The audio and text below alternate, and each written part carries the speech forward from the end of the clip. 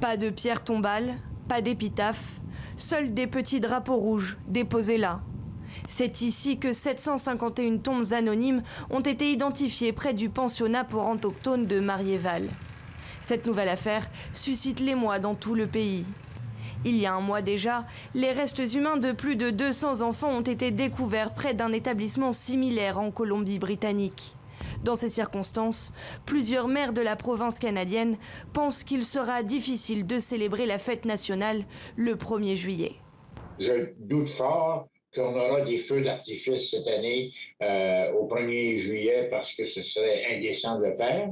En guise de solidarité et pour provoquer une réflexion autour de cette page sombre de l'histoire du Canada, plusieurs villes du pays, à l'instar d'Edmundston, ont décidé de s'abstenir. C'est en collaboration aussi avec la Première Nation Malécite du Madawaska. C'était très clair dans notre idée qu'il fallait tout simplement annuler les festivités. Fustigé par Erin O'Toole, le chef du Parti conservateur, l'annulation des festivités est condamnée et attribuée à des militants de la culture du bannissement. Le chef de l'Assemblée des Premières Nations du Québec et du Labrador ne demande pas non plus la suppression de l'événement. Il appelle à ce qu'il soit simplement adapté en conséquence.